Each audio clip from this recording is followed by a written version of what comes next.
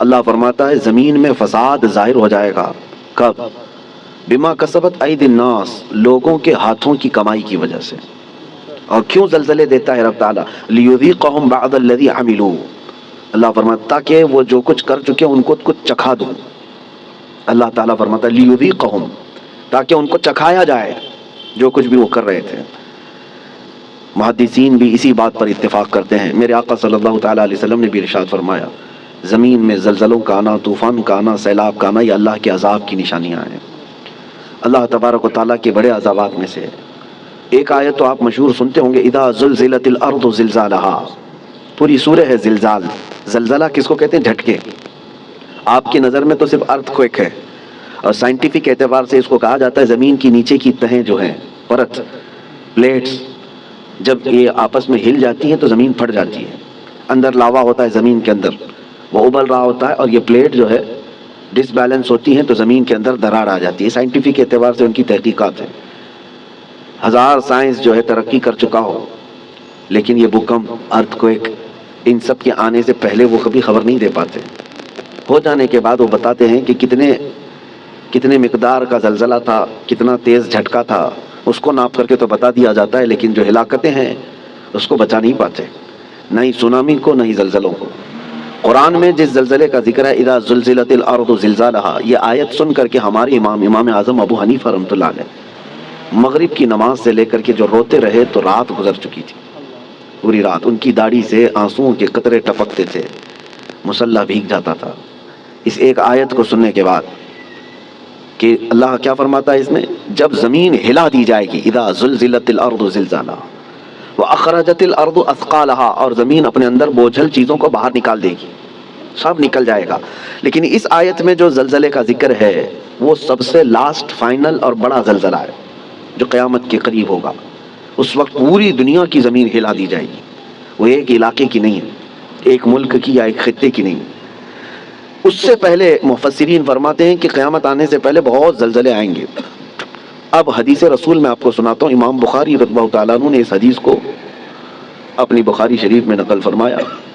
اللہ کے حبیب صلی اللہ تعالیٰ علیہ وسلم نے ارشاد فرمایا جب امانتیں ضائع ہونے لگ جائیں، زنا عام ہو جائے اور گانے بازی کی کثرت ہونے لگ جائے، حضور پاک صلی اللہ علیہ وسلم فرماتے ہیں زمین میں زلزلوں کی کثرت ہوگی، ہر جگہ زلزلے آنے شروع ہو جائیں گے اور قیامت قریب ہوگی. ایک زمانہ دوسرے زمانے سے نہایت قریب ہو جائے گا. اور حدیث پاک بخاری شریف کی حدیث ہے، میرے آقا فرماتے ہیں مال کی فراوانی اتنی ہوگی، مال اتنا ہوگا جیسے لگتا ہوگا کہ ہر جگہ سے ابل رہا ہے مال، ہر ایک کے پاس مال آئے گا، مال آئے گا. غریب کوئی نہیں رہتے. آج کے حالات میں بھی دیکھیں آپ، غربت و افلاس بہت کم ہو چکی ہے. آج کے زمانے کا غریب وہ ہے جو پچھلے زمانے کا امیر تھا. آج کا جو غریب ہے اس کو غریب کس کو کہتے ہیں؟ بھائی اس کے پاس کار نہیں ہے، اس کے پاس بائک نہیں ہے، غریب ہے، اس کو آج غریب سمجھا جاتا ہے. کھاتا پیتا ہے، پہنتا ہے، گھر بھی ہے، سب ہے. غربت اس طرح کی نہیں رہے گی، مال کی فراوانی ہوگی. یہاں تک کہ حضور پاک صلی اللہ علیہ وسلم فرماتے ہیں دریائے فرات سے سونے کا پہاڑ ظاہر ہوگا، اگر تم زندہ رہے تو اس میں سے ایک پائی بھی لینے کی کوشش مت کرنا، حضور نے فرمایا.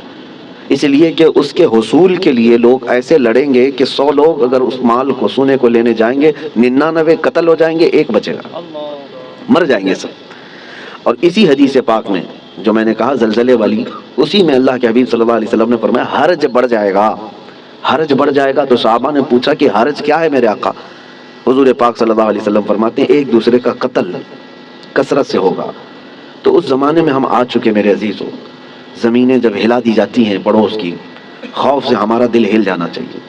حضرت عمر ابن عبدالعزیز رضی اللہ تعالیٰ عنہ 5ویں خلیفہ راشد ہیں. ان کے زمانے میں کسی ملک میں زلزلہ آیا، زمین ہل گئی، تو وہاں کے جو گورنر تھے، وہاں کے جو ذمہ دار تھے، حاکم تھے، ان کے نام پر حضرت عمر ابن عبدالعزیز نے فوراً خط جاری کیا کہ جیسے ہی زلزلہ آیا، حالانکہ وہ زمانہ عمر ابن عبدالعزیز کا تھا، عدل و انصاف کا زمانہ، ان کے زمانے میں جس جگہ پر زلزلہ آیا تھا اس جگہ انہوں نے اتنا ٹائٹ کر دیا، کورونا میں جیسے کوارنٹائن وغیرہ کے معاملات، ایسے حضرت عمر ابن عبدالعزیز نے سارے لوگوں کو ٹائٹ کر دیا. کہا اس پورے خطے کے لوگ کثرت سے استغفار کریں، سب استغفار میں مشغول ہو جائیں، کوئی ایک بندہ بھی نہ رہے.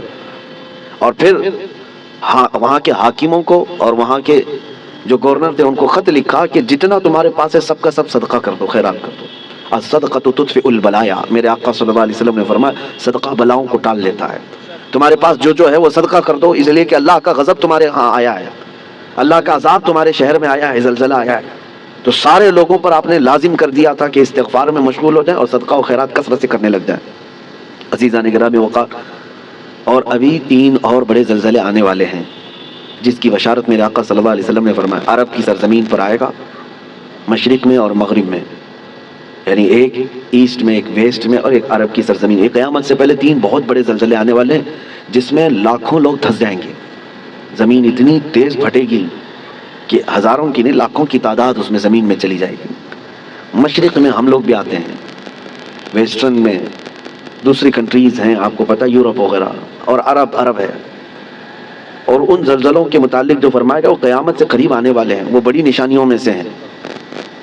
اور ان عذابات میں جو گرفتار ہو گئے، اللہ کی پناہ، اللہ کی پناہ. کوئی دنیا کی طاقت انہیں نہیں بچا پاتی، کوئی دنیا کی طاقت انہیں روک نہیں سکتی. اسی لیے آج میں یہ میسج دینا چاہ رہا تھا کہ کثرت سے استغفار میں لگ جائیں، جتنا زیادہ ہو سکے، صرف اپنے لیے نہیں، اپنے بھائیوں کے لیے. سورہ انفال 9 پارے میں اللہ تعالیٰ فرماتا ہے وما کان اللہ لیعذبہم وانت فیہم وما کان اللہ معذبہم وہم یستغفرون. آیت ہے، اللہ فرماتا ہے اللہ اس قوم کو عذاب نہیں دے گا اس لیے کہ اے محبوب آپ ان کے بیچ میں ہیں. ایک ذریعہ یہ ہے. دوسری بات اللہ تعالیٰ قرآن میں فرماتا ہے وما کان اللہ معذبہم وہم یستغفرون، اور اللہ ان کو اس وقت تک عذاب نہیں دے گا جب تک یہ استغفار کرتے رہیں گے، جب تک یہ استغفار کرتے رہیں گے. استغفار کیا ہے؟ استغفر اللہ ربی من کل ذنب واتوب الیہ، استغفر اللہ ربی من کل ذنب واتوب الیہ، استغفر اللہ ربی من کل ذنب واتوب الیہ. میرے عزیزو، کثرت سے استغفار کرو. اور اسی کو میں نے بہت پہلے کورونا کی جب ابتدائی حالات تھے اس وقت میں نے ایک اپنے چھوٹے سے میسج میں بیان میں نشر کیا تھا کہ اللہ کے حبیب صلی اللہ تعالیٰ علیہ وسلم نے ارشاد فرمایا کہ یہ عذاب الہی کی نشانیاں ہیں، استغفار کرو، اور جب تک استغفار کرتے رہو گے اللہ اس عذاب میں مبتلا نہیں کرے گا. آج کہیں کسی پڑوس کے گھر پر آگ لگی ہو تو اس کی چنگاریاں تمہارے گھر کو بھی جلا سکتی ہیں. یہ مت سمجھنا کہ ترکی ہل گیا، ملک شام ہل گیا، یہ تو ہم بہت دور بیٹھے ہیں. زمین تو سب کی جڑی ہوئی ہے، زمین ایک ہی ہے. اور ان زلزلوں کے ساتھ اللہ تعالیٰ پوری دنیا کو یہ عبرت دینا چاہتا ہے. اسی لیے توبہ و استغفار کے ذریعے سے اپنے اعمال کی طرف توجہ دیں. اور وہ جو ہزاروں لوگ دھنس گئے ہیں زمینوں کے اندر، ان کے لیے مغفرت کی دعا کریں. اور جو آج قسم پرسی کے عالم میں وہاں پر ہیں، بڑی بڑی عمارتیں جو ڈھہ گئیں، بہت سارے لوگ بے گھر ہو چکے، ان کے مال مویشی سب ہلاک ہو چکے، ان کے لیے اپنے دل میں رقت پیدا کریں. وہ تمہارے بھائی ہیں، امت مصطفیٰ ہیں. نبی پاک صلی اللہ تعالیٰ علیہ وسلم نے یہی ارشاد فرمایا مومن وہی ہے کہ جو دوسرے مومن کی تکلیف پر تڑپ جائے. مثل المؤمن کمثل جسد اذا اشتكى عضو تداعى له سائر الجسد بالسهر والحمى. ایک مومن کی مثال میرے آقا فرماتے ہیں سارے جسم کی طرح ہے، ایک عضو کو بھی تکلیف ہوگی تو پورے جسم میں بخار آ جائے گا. آج ترکی اور سیریا ملک شام کے غم میں ہم شامل ہیں. آج ہمیں ان کے لیے استغفار بھی کرنی ہے، ہمیں ان کے لیے دعائیں مغفرت بھی کرنی ہے، ان کے لیے رحم کی بھیک اللہ کی بارگاہ میں مانگنی ہے. میرے عزیزو، تنہائی میں اللہ تعالیٰ کی بارگاہ میں روتے گڑ گڑاتے مانگے. یقین جانو کہ آج اپنے بھائیوں کے لیے دعا کرو گے تو کل تمہیں کوئی مصیبت آئے تو ساری دنیا تمہارے لیے بھی دعا کرے گی، اور اللہ تعالیٰ دوسرے مومنین کے دلوں میں تمہارے لیے رقت پیدا کرے گا، تمہارے لیے رحم پیدا کرے گا. ان غریبوں کے لیے، ان قسم پرسی کے عالم میں موجود لوگوں کے لیے دعا کریں. میں آج کی اس محفل میں بس اتنا ہی کہنا چاہتا تھا، اور آیت کریمہ پھر ریپیٹ کرتا ہوں. اللہ فرماتا ہے ظہر الفساد فی البر والبحر، فساد ظاہر ہو گیا خشکیوں میں اور سمندروں میں. بما کسبت ایدی الناس، وجہ کیا ہے؟ اس لیے کہ لوگوں کے ہاتھوں کی کمائی ہے، ان کے اپنے برے اعمال ہیں، ان کے گناہ ہیں، ان کے شامت اعمال ہے. لیذیقہم بعض الذی عملوا، اور اللہ فرماتا ہے یہ کیوں ان کے اوپر عذابات آئے؟ تاکہ ان کو چکھایا جائے جو کچھ یہ کرتے تھے. اور ان کو چکھانے کے بعد مقصد کیا ہے؟ اللہ فرماتا ہے لعلہم یرجعون، تاکہ وہ دوبارہ لوٹ آئیں، تاکہ وہ اپنی پرانی حالتوں سے توبہ کر کے اچھی حالتوں کی طرف باز آ جائیں. اللہ کریم ہم سب کو کہنے سننے سے زیادہ عمل کی توفیق عطا فرما. اے رب کریم تیرے عذابات سے ہماری حفاظت فرما. ہم تیری آزمائشوں کے قابل نہیں مولا، تیرے امتحان میں اتارے جانے کے قابل نہیں. اے رحمان اے رحیم ہم سب کو آئے ہوئے عذابات سے محفوظ فرما دے. اے کریم خدا، تیرے رسول نے جو دعا کیا تھا تیرے دربار میں، میں وہی دعا کرتا ہوں.